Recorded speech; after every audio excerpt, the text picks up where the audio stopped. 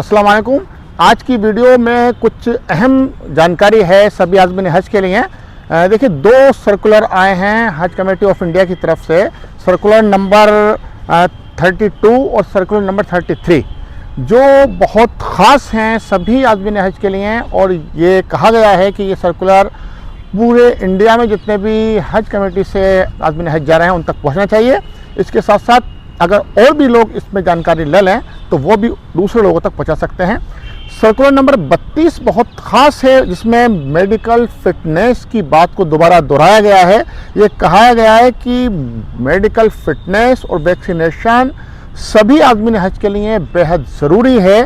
बिना इसके उनका हज का सफ़र पॉसिबल नहीं होगा, यानी कि वो हज पर नहीं जा पाएंगे अगर किसी भी आदमी हज का जो है मेडिकल फिटनेस और वैक्सीनेशन नहीं हुआ है। दोनों के डॉक्यूमेंट्स चाहिए, फिटनेस सर्टिफिकेट और वैक्सीनेशन का एक कार्ड बनता है जो हज कमेटी ऑफ इंडिया आपको देती है, वो माई फोटो के होना चाहिए। इसके साथ साथ ये सब काम 18 मार्च तक हो जाने चाहिए। ये हज कमेटी ने क्यों कहा है? क्योंकि 18 मार्च के बाद जो है वीज़े का प्रोसेस बहुत तेज़ी से और बढ़ जाएगा। अगर जिन जिन लोगों के हो जाएंगे फिटनेस सर्टिफिकेट वैक्सीनेशन का अपलोड हो जाएंगे, उनका वीज़ा बिल्कुल समझ लीजिए जल्दी से जल्दी आ जाएगा। और बहुत से लोगों का वीज़ा आ भी चुका है जिन्होंने ये अपने जमा कर दिए हैं फिटनेस सर्टिफिकेट। अब एक बड़ी परेशानी आ रही है वैक्सीनेशन की NRI वालों के लिए और मेडिकल फिटनेस की। NRI वालों के लिए एक सहूलियत तो हज कमेटी ने ये दी है, बल्कि वो NRI वालों के लिए क्या सभी के लिए हैं, जितने भी आज़मीन हज जा रहे हैं। पहले सभी आज़मीन हज को अपना पासपोर्ट अपने स्टेट हज कमेटी में जमा करना होता था और अब तक उनका जमा हो जाता था सेकेंड इंस्टॉलमेंट तक, लेकिन अभी तक जमा नहीं कराया गया है और ये अभी आगे जमा कराया भी नहीं जाएगा। क्यों? क्योंकि अब हज कमेटी ऑफ इंडिया ने ये कहा है कि अब आपका पासपोर्ट की ज़रूरत नहीं है। पासपोर्ट की ज़रूरत कब पड़ेगी? जब आप अपना वीज़ा, बोर्डिंग पास और दीगर सामान किट लेने के लिए अपने एम्बार्केशन पॉइंट पर जाएंगे, या जहाँ से आपकी फ़्लाइट है जब वहाँ आप जाएंगे, तब आपको ये ज़रूरत होगी आपके पासपोर्ट की। और जो आपने इंस्टॉलमेंट जमा किए हैं, जो भी किस्त जमा करी हैं और तीसरी किस्त भी आ रही है जल्दी, वो तीनों किस्तों की जो आप रसीद ले जाएंगे और पासपोर्ट ले जाएंगे, तब आपको अपना जो है पूरी डिटेल आपको बोर्डिंग पास वगैरह दिया जाएंगे। अब ये इसमें NRI वालों के लिए बहुत सहूलियत ये है कि अगर आप बाहर हैं तो कोई ज़रूरत नहीं है आपको अभी इंडिया आने की। आप अपनी फ़्लाइट से एक हफ़्ता पहले आ सकते हैं, लेकिन आपको अपने सभी डॉक्यूमेंट्स कंप्लीट वहीं कराने हैं। क्या? जिसमें आपका ख़ास करके फिटनेस, मेडिकल फिटनेस सर्टिफिकेट है, और वो आप सरकारी गैर सरकारी किसी भी एक स्टैंडर्ड हॉस्पिटल में करा सकते हैं। करा के अपना वो सबमिट कर दें, अपलोड कर दें अपना फिटनेस सर्टिफिकेट।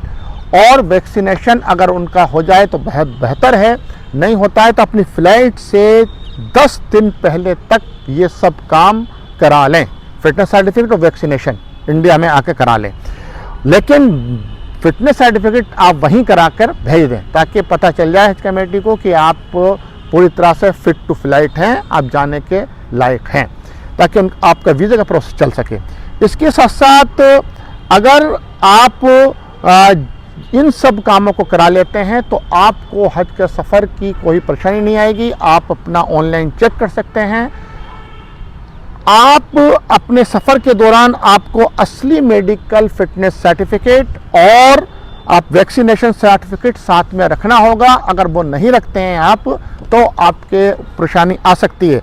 सभी आज़मीन हज से ये भी एक दरख्वास्त की गई है कि वो अपने स्टेट हज कमेटी से रुजू रखें, अपने उसके कांटेक्ट में रहें, और जो भी हज कमेटी की गाइडलाइन आए उसका पूरी तरह से वो उसको फॉलो करें, उसका पालन करें, उसकी एक एक बात पर करें, क्योंकि उससे आपको सहूलियत होगी।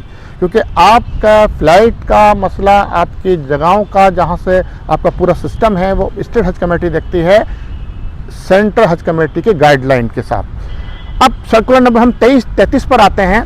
सर्कुलर नंबर 33 पर फिर वही बात दोहराई गई है अदाही कूपन की, जो कुर्बानी का लिए हज कमेटी ऑफ इंडिया ने जो सऊदी गवर्नमेंट गाइडलाइन है कि अदाही जो प्रोजेक्ट है सऊदी गवर्नमेंट का, उसके तहत ही आपको कुर्बानी करानी होगी।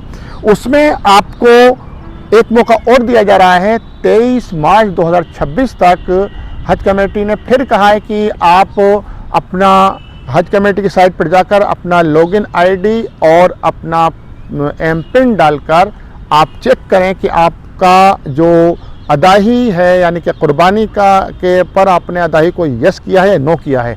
अगर नो यस किया है तो कोई परेशानी की बात नहीं, आपका हो चुका है। अगर आपने नो किया है तो अभी भी आप 23 मार्च तक आप उसको यस कर सकते हैं। अगर आप नहीं करेंगे, यानी कि कुर्बानी का आप ऑप्शन नहीं देंगे सऊदी गवर्नमेंट को, तो आपको वहाँ दुश्वारी आ सकती है, आपकी कुर्बानी की जो है वहाँ पर आपको प्रॉब्लम हो सकती है। इसलिए आप अभी से उसको यस कर दें। ये एक मौका दिया है, ताकि आखिरी मौका है सभी उन्हीं आदमी हज के लिए जिन्होंने अभी तक कुर्बानी को अदाही कूपन के थ्रू यस नहीं किया है, जिसके लिए आपको वहाँ परेशानी हो सकती है।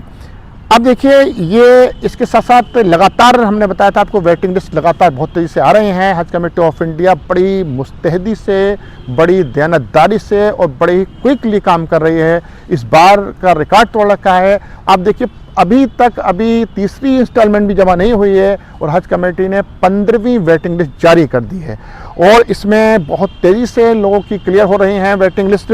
दिल्ली से अब तक 1665 तक क्लियर हो चुकी हैं, यानी कि 1665 आदमी ने हज को मौका दिया गया है, यानी कि 6 और वेटिंग दिल्ली से क्लियर हुई हैं। कर्नाटक से अभी 10 और क्लियर हुई हैं, यानी कि कर्नाटक में अब 6141 वेटिंग क्लियर हो चुकी है और केरला से 5442, यानी कि 9 लोगों को और मौका दिया है वेटिंग लिस्ट से। और मध्य प्रदेश में 3142, यानी कि 9 और वेटिंग क्लियर हो गई है वहाँ पर। और तमिलनाडु से 3040 तक वेटिंग क्लियर हो गई है और अभी 15वीं लिस्ट में 10 लोगों को और मौका मिला है वेटिंग लिस्ट से क्लियर करने का। तेलंगाना में 18 लोगों को मौका मिला है वेटिंग लिस्ट में 15वीं में। अब वो वहाँ पर 4348 वेटिंग तक क्लियर हो चुकी हैं, यानी बहुत तेज़ी से ये काम भी हो रहा है। जैसे लोग अपना कैंसिल कराते हैं या जिन लोगों को ये मौका दिया जा रहा है वो दिए हुए टाइम पर नहीं जमा करते हैं, तो अगली फ़ौरन वेटिंग लिस्ट क्लियर हो रही है। तो ये बहुत अच्छी खबर है उन आज़मीन हज के लिए जो अभी भी आस लगाए हुए हैं कि हमारा वेटिंग क्लियर हो जाए। तो बहुत तेज़ी से आपको मौका मिल रहा है। हम लगातार आपको हज से मुताल्लिक लेटेस्ट जानकारी लेकर आते हैं और हम सही जानकारी यूँ लाते हैं क्योंकि हज कमेटी ऑफ इंडिया की जो सर्कुलर आते हैं, जो उनकी गाइडलाइन आती है, जो उनकी अपडेट आती है, और हम डायरेक्ट भी कांटेक्ट में रहते हैं, जो भी वहाँ से खबर आती है वो देते हैं। इसके साथ जो प्राइवेट टूर ऑपरेटर्स के थ्रू हज पर जा रहे हैं हमारे आज़मीन हज, उनसे भी हम कांटेक्ट में रहते हैं। उनकी भी हम परेशानियों को, उनके भी सुझाव को हम और पूरी उनकी ट्रेनिंग हम देते हैं। तो जैसे ही आपको कोई नई खबर की अगर कोई जानकारी लेनी हो तो आप हमें कमेंट्स में लिख सकते हैं या हमसे डायरेक्ट हमसे रब्ता कायम कर सकते हैं। हम लगातार आपको बताते रहेंगे। हमारे इस चैनल को आप सिर्फ सब्सक्राइब कर लीजिए और हो सके तो इसको लाइक कर दीजिए, ताकि हमारा हौसला बढ़ सके और आपको नई नई खबर हज से मुताल्लिक़ दे सकें। अगली वीडियो में हम हज की ट्रेनिंग से शुरू करेंगे और इससे पहले कि मैं अपनी बात ख़त्म करूँ, आप सबको रमज़ान के साथ साथ ईद की मुबारकबाद देता हूँ और आपके आने वाला हज का सफ़र मुबारक हो, आसान हो और आप सब खुश रहें, यही हमारी दुआ है। आपसे भी हम दुआ की दरख्वास्त करते हैं। मैं जुल्फ़िकार अलीगढ़ से।